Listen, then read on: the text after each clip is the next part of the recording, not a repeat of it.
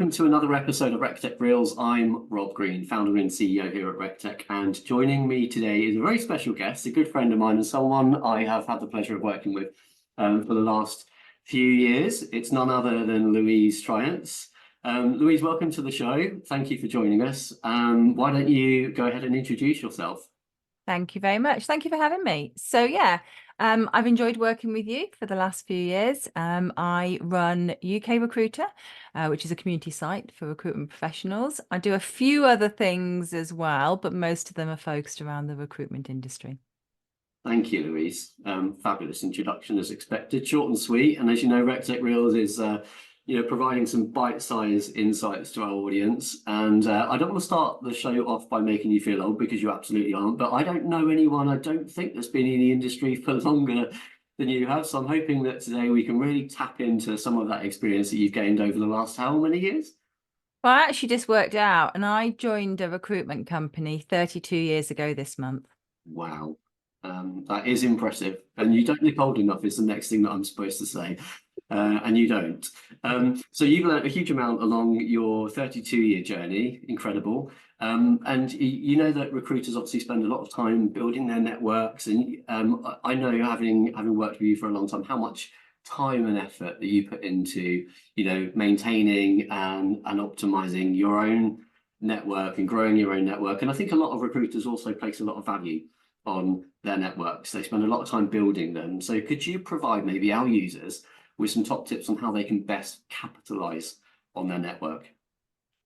And you're absolutely right. People spend a lot of time building that network. One of the challenges currently is where you build that network. So LinkedIn, Twitter, X, is it on YouTube? Is it something that you sort of almost physically own, the modern Rolodex with a CRM?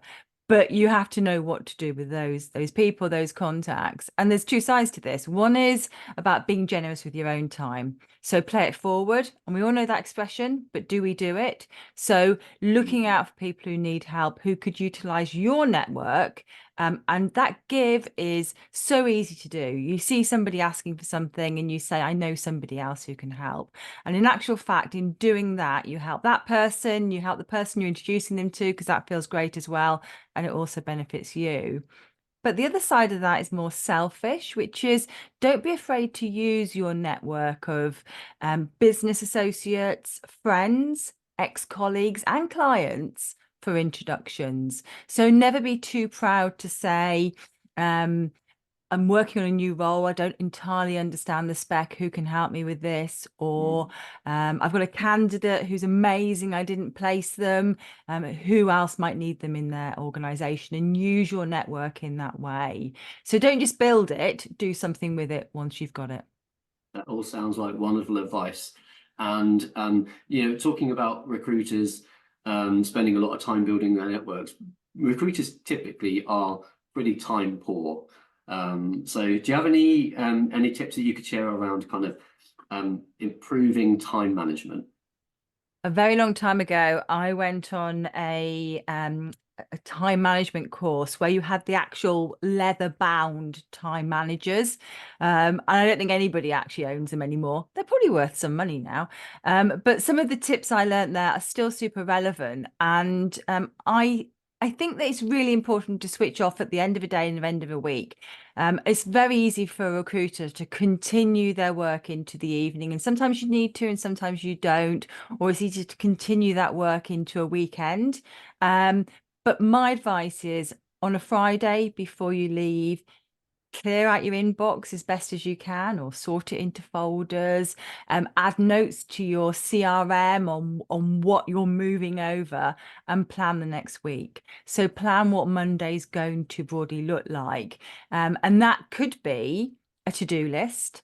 It could be some goals for Monday or for the week ahead. But I do think it really helps if you close off each day by writing out your to-do list in some form, not necessarily on a piece of paper now. And then it kind of gives yourself this ability to switch off and to not think about it. And we all need that downtime, but you also need to hit the ground running the next day or on the Monday. 100%. I'm going to take on some of that advice as well.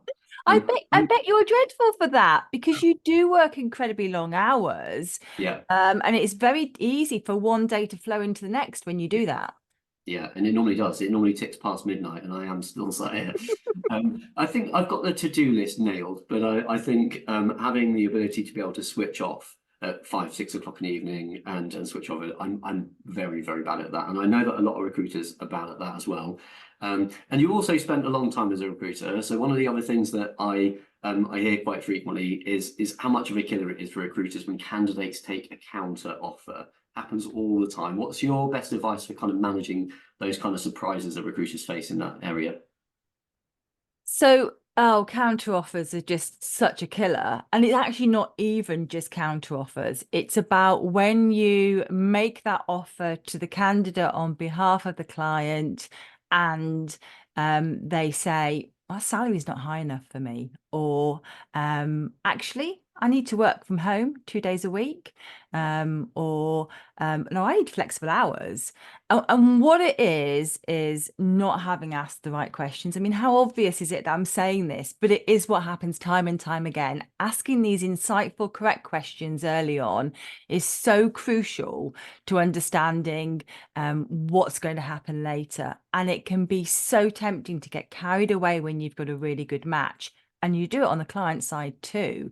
So you think it's there. I'm not going to ask any awkward questions. It could fall out. You need it to fall out now, not later on, if it's going to, or to manage the process better. So if you ask the right questions, you have the right information from both parties, you can align those expectations.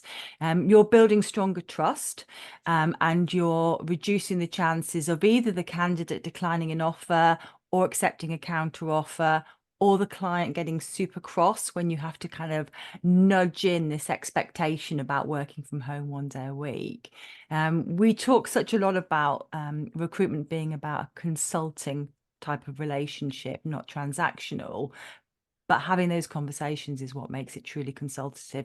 Do not be afraid to have them. You're going to hear some answers you don't like, but you want to hear them early on. Don't wait until you've written that figure on the board and then it drops out.